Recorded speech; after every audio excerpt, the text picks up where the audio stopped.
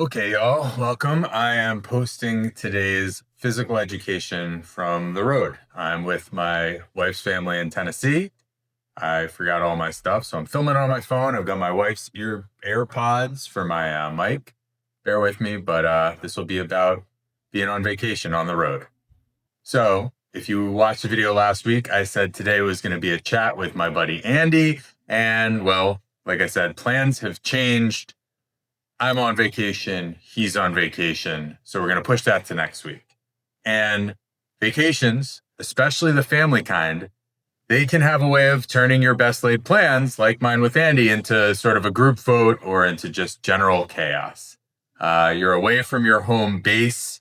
You're either in a place that feels unfamiliar, or maybe it's a place that's soaked in, childhood nostalgia. You're in your hometown, and all the childhood behavior that comes with that nostalgia tags along for the ride. And I've been struggling with that through the first days of this trip, but I did get a run in this morning, and it got me thinking this is actually the perfect time to talk about how to survive family holidays when you're a fitness person and nobody else around you shares the same excitement. So here are 10 do's and don'ts. It's a little on the don't side, 6 to 4, because honestly, it's kind of a minefield out there. These are going to help you get your workouts in without starting a family civil war or becoming the person that your in-laws whisper about every time you lace up your running shoes. So without further ado, here are the don'ts. Don't number 1 is don't rub your fitness habits in people's faces, and please don't announce your workout like it's a big event. Vacation, holidays, they are not the time to educate people, and honestly, you're probably not the right professor anyway. It is totally fine to stick to your program, but as the eminable Lil Wayne once said, in the best bar ever, real G's move in silence like lasagna. Keep it quiet, do your thing, enjoy how it makes you feel, and remember, most folks don't want the play-by-play. Number 2, don't disrupt the plans or the flow of the day.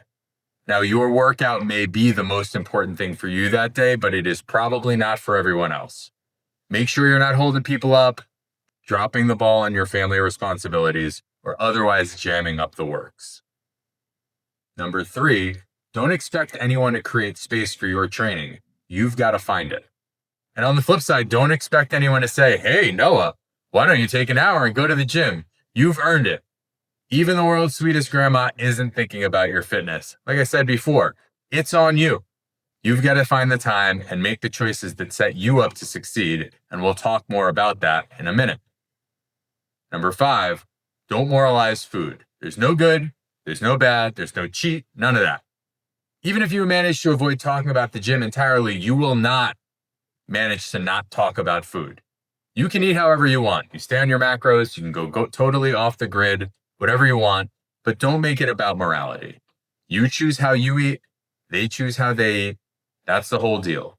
And just like with fitness, if you're ever going to have a real conversation about health with someone in your family, that is a slow, careful, months-long process. It is not something that happens over a 3 or 4 day weekend.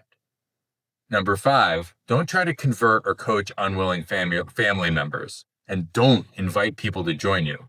This lines up with everything else I've said so far, so it shouldn't be a surprise. Now's not the time. And yeah, I said it. Don't invite people to join you unless you know they want to do exactly what you're doing for the same amount of time. Trying to coordinate workouts with people you rarely see is a great way to sabotage your routine. They might take forever to get ready, or forget their earbuds, or finish earlier than you, or decide they want to elliptical themselves into a pillar of dust while you just want a quick pump. Don't do it. The only exception may be a time-limited class, like a CrossFit drop-in, a yoga class, whatever. You start and you end together. Otherwise, do your thing. Number 6, don't forget why you're there. To spend time with people you love. Family time is precious and it's not guaranteed. Whatever your fitness goals are, we're talking about a week here at most. Keep some perspective on how much this actually matters in the grand scheme of your life. So enough don'ts, here are some do's. Do number 1, do get your training done first thing. This kind of applies all the time in real life, but it's especially true during family trips. time can get weird. The day just evaporates while you're sitting around, you're waiting for the next meal, or maybe you're doing absolutely nothing. So do your workout early before the day sweeps you away into either a whirlwind of stuff we have to do or that aforementioned swamp of just sitting on your butt. This also leads me right into the next one. Do number 2. Do set yourself up for success with sleep, drinks, and food. It's really hard to wake up early and go for a run if you were the last one awake the night before, polishing off the final bottle of wine or slice of pie. Even if it doesn't feel like it, you control when you go to bed and how much you drink. And if you're like me, who turns into a human Roomba drifting around the house, vacuuming up snacks from any flat surface, do yourself a favor and go hit the grocery store before you get to wherever you're going. Buy the stuff you normally eat that somehow never appeals during holiday meals. Vegetables, protein, water. Get those in early and you'll magically feel less pulled towards second and third and fourth helpings. So set yourself up for success now, or don't be surprised when things don't go your way later. Do number 3, do choose the easiest, lowest drag option.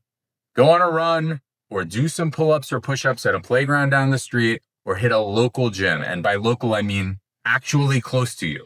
This is not the week to drive across town to some cool boutique spot you saw on Instagram. Make it easy so it actually gets done, especially when the rest of your schedule is already kind of wobbly. And do number 4, and this is overall do and don't number 10, nice even number. And for our last do, number 4, that's overall do don't number 10, think about your workouts this week as maintenance mode, not max effort mode. So a quick story, once I was deep in a small loft squat cycle. My lifts were feeling amazing, and then I went to Thanksgiving at my uncle's place in Park City, Utah. We ended up at this weird gym. It was catering mostly to the 65 and up crowd. We were at altitude. I had like a weird barbell and rack, and there was a mirror about 6 inches from my sweaty face. I tried to stick to my heavy triples through that day, and I got through like 1 rep of my planned squats before I called it. It was too weird. Lesson learned, you're not going to PR on vacation.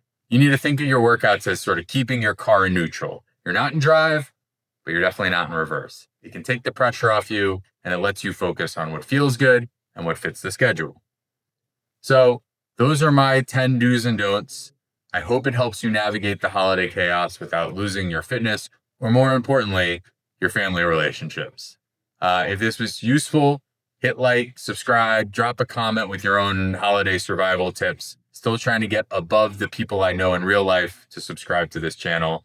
Next week, for real this time, we're going to have Andy on. Happy Thanksgiving, and I'll see you then.